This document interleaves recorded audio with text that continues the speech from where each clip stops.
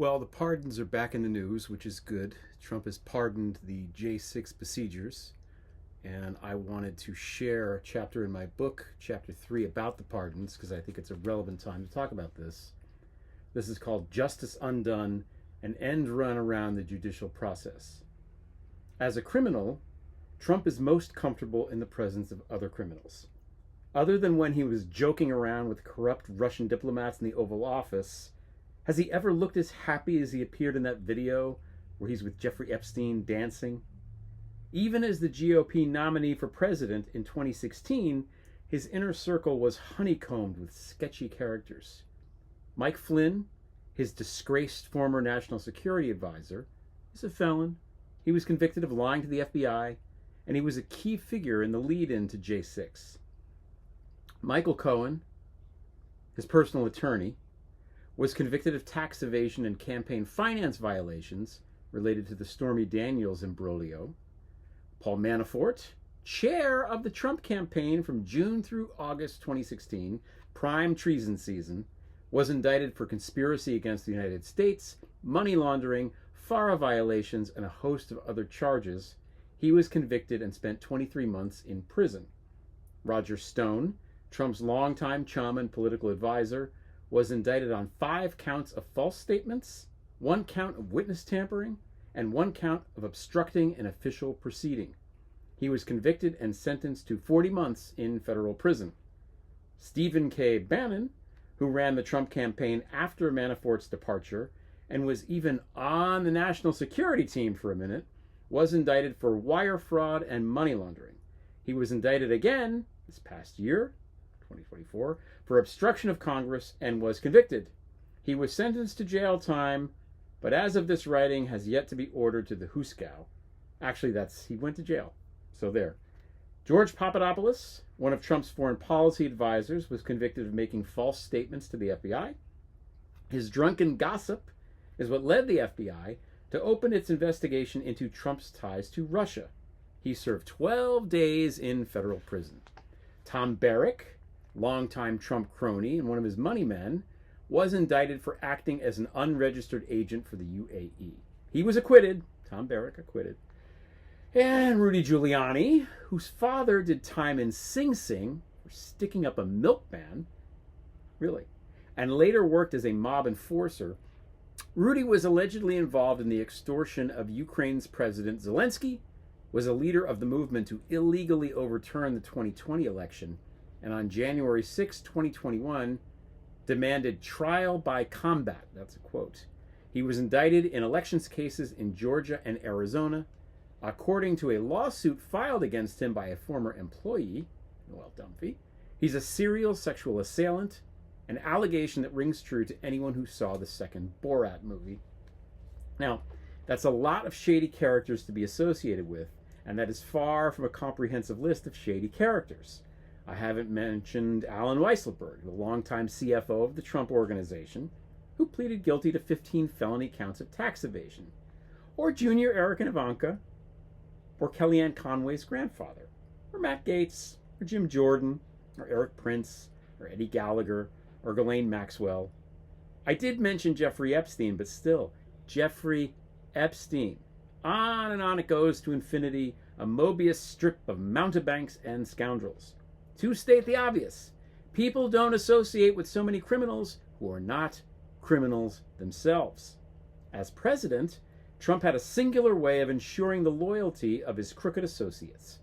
He could make their rap sheets disappear. And he's done it again this week, right, with the J6 people. So, moving on.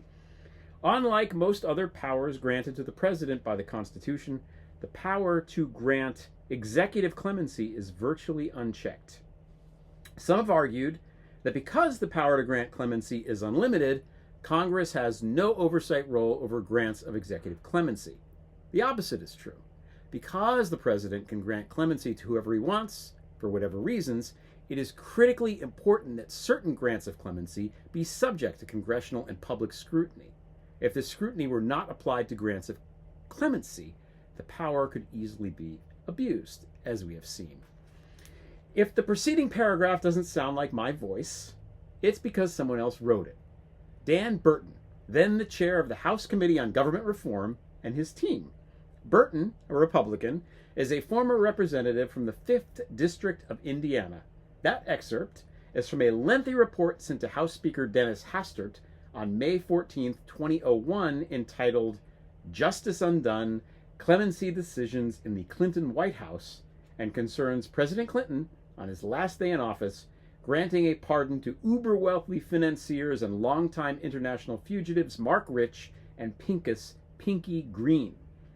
The pair were indicted on September 19, 1983, on a whopping 65 counts related to tax evasion, mail fraud, racketeering, defrauding the government, and trading with the enemy. This is what the New York Times had to say at the time. Marc Rich, one of the world's leading commodity traders, was indicted yesterday by a federal grand jury on charges that he and a partner had evaded $48 million in income taxes. Prosecutors said it was the biggest tax fraud indictment in history. The two men were also accused of buying oil from Iran after trade with that nation had been declared illegal in response to the November 4th, 1979 seizure of American hostages. Mr. Rich, a reclusive multimillionaire, and his partner, Pinky Green, were charged with 51 counts of tax evasion, racketeering, and fraud. Through a spokesman, both men declared themselves innocent. End of quote.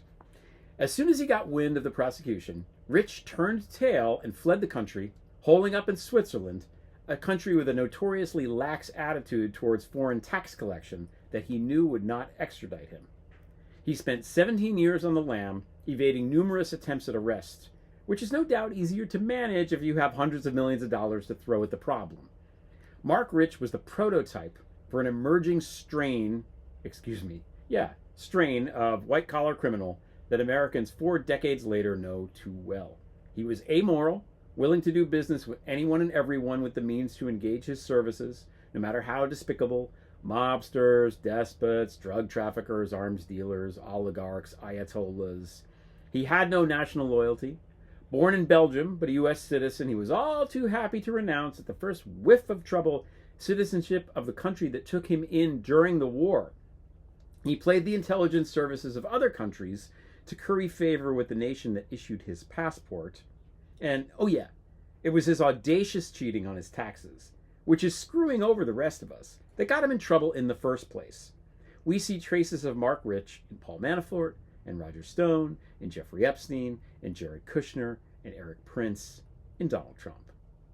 Here is how Burton and the committee characterized the decision.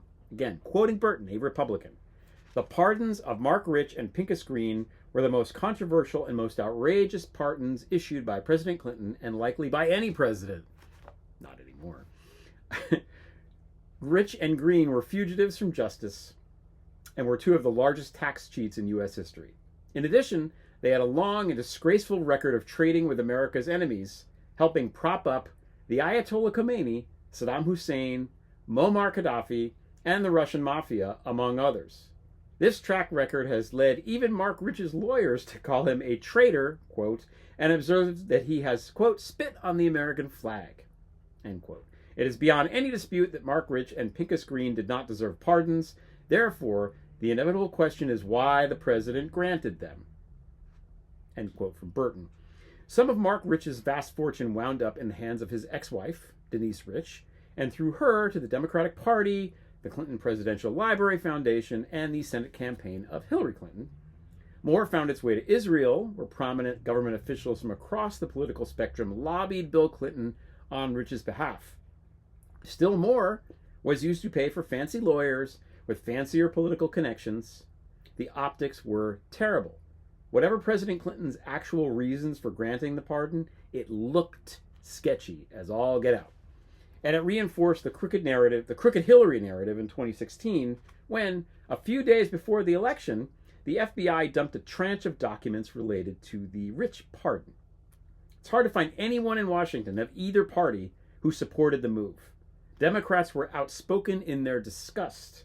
Senator Chuck Schumer, quote, "There could be no justification in pardoning a fugitive from justice. Pardoning a fugitive stands our justice system on its head and makes a mockery of it," end quote. The precedent, by the way, for not pardoning fugitives dates back to the first Adams administration. Rep. Barney Frank, quote, "It was a real betrayal by Bill Clinton of all who had been strongly supportive of him to do something this unjustified. It was contemptuous," unquote.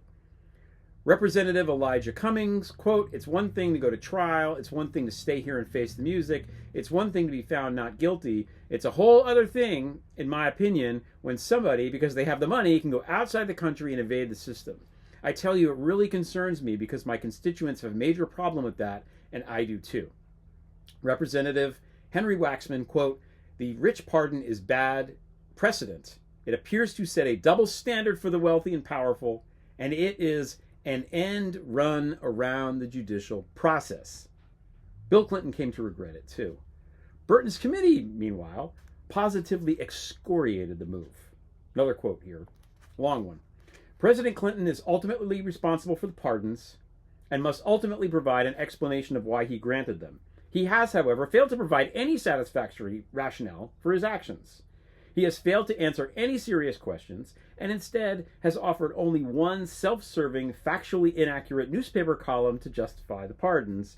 President Clinton's attempted explanations have raised more questions than answers about his motivations for granting two of the most unjustified pardons in U.S. history. Regardless of the motivations for the rich and green pardons, the nation must live with the consequences of them. The pardons have sent two equally destructive messages. First, by granting the pardons, President Clinton undermined the efforts of U.S. law enforcement to apprehend figures abroad. By pardoning a man who evaded capture by the U.S. Marshal Service for almost 2 decades, President Clinton sent the message that indeed, crime can pay, and it must be worthwhile to remain a fugitive rather than face charges. The pardon also could undermine U.S. efforts to obtain extradition of fugitives from foreign countries. When a man like Rich can go from the Justice Department's most wanted to a free man with a stroke of the pen, it is difficult for the U.S. to credibly demand the extradition of wanted fugitives. Finally, the pardons send the message that President Clinton did believe that different rules applied to wealthy criminals. If he did not have the money to hire the well-connected attorney Jack Quinn and his White House access, Marc Rich never would have obtained a pardon. The president abused one of his most important powers, meant to free the unjustly convicted or provide forgiveness to those who have served their time and changed their lives. Instead, he offered it up to wealthy fugitives whose money had already enabled them to permanently escape American justice. Few other abuses could so thoroughly undermine public trust in government. End quote. Refreshing, isn't it, to remember that Republicans were once capable of moral clarity? Marc Rich was, without question, a loathsome human who did not deserve his pardon. But here's what Marc Rich didn't do. He didn't work with the Kremlin to help his preferred candidate win a presidential election. He didn't share voting data with a Russian intelligence officer who was his business partner. He didn't send Twitter DMs to Russian hackers. He didn't cozy up to Chinese fraudsters to fund his attempts to take down the government. He didn't monetize and politicize a pandemic that got 1 million Americans killed. He didn't disseminate known lies about stolen elections. He didn't champion insurrection. He wasn't a co-conspirator in one of the worst crimes ever perpetrated in this country. He didn't auction off pardons to the highest bidder. Bill Clinton pardoning Marc Rich was bad. Donald Trump pardoning Paul Manafort, Roger Stone, Steve Bannon, Mike Flynn, and his other cronies busted by Robert Mueller is orders of magnitude worse. Those pardons were categorically not, quote, meant to free the unjustly convicted or provide forgiveness to those who have served their time and changed their lives, Burton said. On the contrary, all of those men were emboldened by their pardons. Burton's committee was right about the Rich pardon, quote, undermined the efforts of U.S. law enforcement to apprehend fugitives abroad, end quote. By issuing pardons to his criminal pals, Trump undermined the efforts of U.S. law enforcement to enforce the law, period. Those pardons were a giant middle finger to the very concept of justice. Footnote. A little bit of irony. If there's one person who should have been infuriated at the Marc Rich pardon, and who should therefore fundamentally detest the prospect of the hard work of law enforcement going poof at the stroke of a corrupt president's pen, it is Rudolph W. Giuliani. After all, he was the federal prosecutor who indicted Rich in 1983. Anyway, those are just the most notable pardons. There are plenty of under-the-radar examples of Trump blatantly, brazenly flaunting the spirit of the presidential pardon in ways that would have made Dan Burton lose his mind. On January 19th, 2021, the last day of his presidency, Donald Trump issued a flurry of pardons. Among the beneficiaries was Ken Kurson, a writer, editor, political consultant, and former punk musician. As pardon material, Kurson was an unorthodox choice. Typically, individuals who receive pardons distinguish themselves by putting the life of crime behind them, by expressing remorse, by giving back to the community, by visibly changing their lives for the better. These are supposed to be redemption stories. There's usually some well-placed senator, governor, or House representative lobbying for the pardon. Sometimes they've already served a big chunk of their prison term. Sometimes they've already been out of jail for years. Kurson was none of these things. He was under indictment for cyber-stalking and harassment. The arrest warrant summarizes the nasty, vindictive behavior. And here I'm quoting, FBI special agents obtained information indicating that Kurson had used the mail, interactive computer services, electronic communication services, electronic communication systems of interstate commerce, and other facilities of interstate commerce to stalk and harass individual number 1, individual number 2, and individual number 3, collectively the victims, between approximately November and December 2015. During this time period, Kurson was engaged in divorce proceedings and blamed individual number 1, among others, for the dissolution of his marriage. As a result, beginning in or around November 2015, Kurson threatened to ruin individual number 1's reputation and engaged in a pattern of stalking and harassment against individual number 1. End quote. Now, there was no respected elder statesman sponsoring the push to free Kurson. It wasn't the hashtag. His case hadn't even gone to trial when he scored the pardon. Hadn't even gone to trial. So his victims were denied their day in court. And an acquittal was unlikely. The FBI had him dead to rights. But Kurson had an ace in the hole. He was close friends with Jared Kushner, Trump's son-in-law. Kushner had hired Kurson to lead the New York Observer, the venerable and beloved Gotham periodical he bought and ruined. Kurson was also tight with Rudy Giuliani, with whom he co-authored a book and whose ill-fated 2008 presidential campaign he'd worked on. And he'd authored a speech for POTUS. In fact, it was Trump's decision to nominate him for a seat on the board of the National Endowment for Humanities and the subsequent FBI investigation that followed that dredged all this up. Kind of like what happened to Bernie Kerik, another beneficiary of a Trump pardon, after Bush II sought to nominate him to head Homeland Security. This means that Kurson was 1, in with Trump, the ultimate arbiter who got a pardon, 2, BFF with Kushner, and 3, close to Giuliani. This is like George leaning on his friendship with Paul and his close working relationship with Ringo to score a pardon from John. Of course Kurson got the get-out-of-jail-free card, just like Kerik did. Charles Kushner, Jared's felon old man, got one too. This is egregiously corrupt, but it gets worse. Guess who was devoting his full attention to presidential pardons in January of 2021? This exchange is from the J6 committee hearing. Liz Cheney. Jared, are you aware of instances where Pat Cipollone threatened to resign? Kushner says, I kind of, like I said, my interest at that time was on trying to get as many pardons done. And I know that, he was always him and the team were always saying, oh, we're going to resign. We're not going to be here if that happens. So I kind of took it up to be just whining, to be honest with you, end quote. Then there is the revelation buried in the lawsuit last year against the odious Rudy Giuliani by his former employee, Noelle Dunphy. Here are the two relevant paragraphs. Paragraph 132. Giuliani also asked Ms. Dunphy if he knew anyone in need of a pardon, telling her that he was selling pardons for $2 million, which he and President Trump would split. He told Mrs. Dunphy that she could refer individuals seeking pardons to him so long as they did not go through, quote, the normal channels, end quote, of the Office of the Pardon Attorney, because correspondence going to that office would be subject to disclosure under the Freedom of Information Act. And here's another paragraph 119. To bolster his claims about the need to keep Ms. Dunphy's employment secret, that's in quotes, Giuliani told Ms. Dunphy about other schemes he undertook to reduce the amounts he owed to his ex-wife. For example, Giuliani told Ms. Dunphy that someone owed him $1 million, but Giuliani hinted that instead of having the money paid to him, he had his friend Robert Strick hold it for him. He said, quote, "Robert Strick just got me $1 million payment." This statement was recorded. Now, it may be that Giuliani was drunk out of his mind making shit up to impress Dunphy. But if there's any truth to Rudy's bluster, and from what I've heard, this was not taken as a joke by the people around him, the scuttlebutt is that he was dead serious, selling pardons for $2 million a pop, while clearly not explicitly prohibited by Article 2, is pretty clearly a no-no. Remember, it was a crime akin to peddling pardons, attempting to sell off a Senate seat that took down former Illinois Governor Rod Blagojevich. I can never say his name.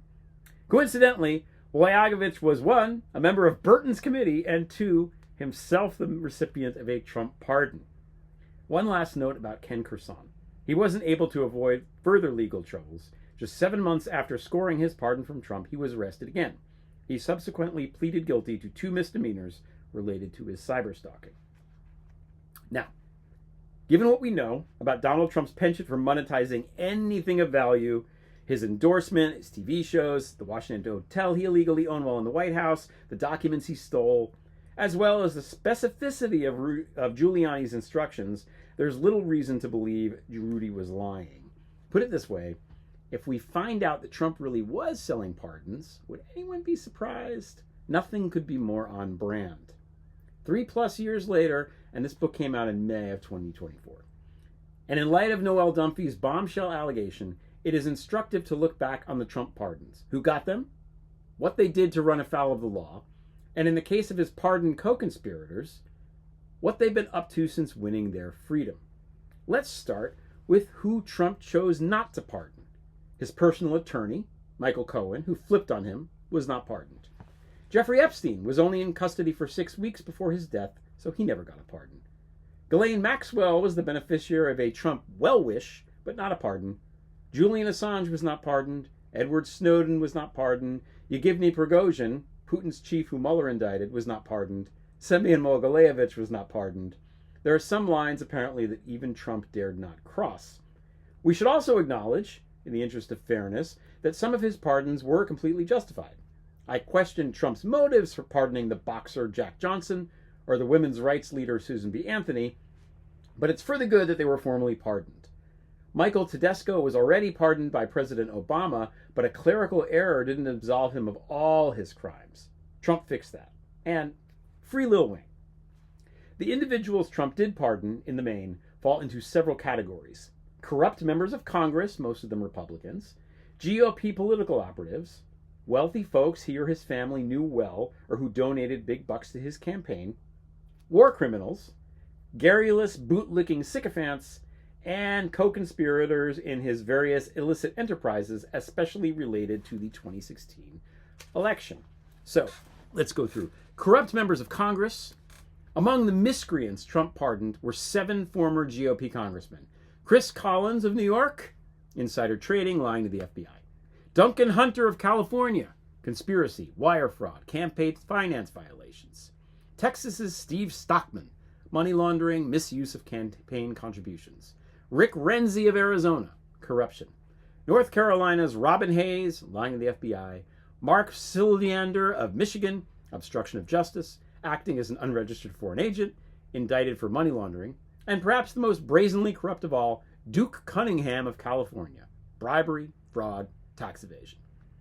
By issuing the pardons to this motley gaggle of politician crooks, Trump was communicating that it's okay to run financial scams and break the law in other ways too, as long as you're a pro-Trump Republican. Hold that thought in your head, and then recall that in late 2020, early 2021, 6 MAGA Republicans, some of Trump's closest House allies, reportedly requested pardons from Trump. Mo Brooks, Matt Gaetz, Andy Biggs, Louis Gohmert, Scott Perry, and the bête noire of polite society, Marjorie Taylor Greene. Why would they make such a request? And why would Trump not honor it? GOP political operatives. On the list of Trump pardons are a number of Republican political operatives who had run afoul of the law. Elliot Broidy, a deputy RNC finance chairman during the Trump campaign, pleaded guilty to working as an unregistered foreign agent. He had, quote, sought to lobby the highest levels of the U.S. government to drop one of the largest fraud and money laundering prosecutions ever brought, unquote. It was involving the One Malaysia Development, a strategic investment and development company wholly owned by the government of Malaysia, and, quote, to deport a critic of the Chinese Communist Party, all the while concealing the foreign interest while doing whose bidding he was doing, end quote, according to a senior DOJ official. Again, DOJ's officials' words, not mine. Paul Erickson, famous for being the cuckolded boyfriend of Russian operative Maria Butina, was convicted of wire fraud and money laundering, bilking investors of over $1 million. What Trump called, quote, a minor financial crime. Jesse Benton, a longtime aide to both Ron and Rand Paul, and the husband of the former's granddaughter, was convicted of, quote, conspiring to solicit and cause an illegal campaign contribution by a foreign national, affecting a conduit contribution, and causing false records to be filed with the DNC, unquote, FEC, per the DOJ. So, he took money from Russia and diverted what he didn't take himself to Trump. Ed Henry, state chair of Trump's campaign in Alabama and a former lawmaker, was convicted of healthcare fraud. Dinesh D'Souza, the right-wing media figure best known for his big lie propaganda film 2000 Mules, was convicted of campaign finance fraud. All of these dudes got pardoned. Co-conspirators. Trump was loyal to those who showed him loyalty, gamely pardoning those convicted co-conspirators who did not turn on him. Paul Manafort, among many other treasonous things, gave election data to a Russian intelligence officer who specialized in election rigging. He left prison early because of COVID, then got a full pardon. He'd been pretty quiet since, until March of this past year, 2024, when Trump floated the idea of bringing him back to the campaign. George Papadopoulos has been busy promoting the book he wrote about his experience. Otherwise, he too has been pretty quiet. But not Steve Bannon. He's a fount of disinformation via his War Zone podcast. After the pardon, he was convicted of contempt of Congress. Anyway, and then he did actually go to jail for that. Had they not secured pardons from Trump, they didn't have to sweat it out until the last possible moment. Their pardons were prioritized. Roger Stone and Mike Flynn may have been in prison in January 2021 instead of in the thick of the insurrection activity. Pardoning Roger Stone is like fertilizing a tumor. Pardoning General Flynn is like freeing General Zod. No good can possibly come of it. There's also Sheriff Joe Arpaio and Trump's well-heeled pal Conrad Black and the art dealer Heli Namad, who ran an illegal gambling operation at Trump Tower. Taken together. Yeah, this is a long list. I'm already at the 28-minute mark here. These are the kind of people a president of Russia or Belarus or Uzbekistan might pardon. The takeaway is obvious. If you go to bat for Trump, don't worry about prison. He's got your back. How can his indicted manservant, Waltine Nauta, look at all the Trump pardonees and not rest assured that his employer and protector will pardon him, too, if Trump winds up getting another term? Again, I wrote this in May. This came out May of 2024. Should F. POTUS become POTUS, he has promised to pardon the worst of the worst, including anyone convicted of crimes related to January 6th. Every Capitol besieger, including the leaders of the Proud Boys, who were convicted of seditious conspiracy and received long prison sentences, will be set free with zero incentive not to exact revenge. Which is why I'm reading this now, because it has happened, just like he said.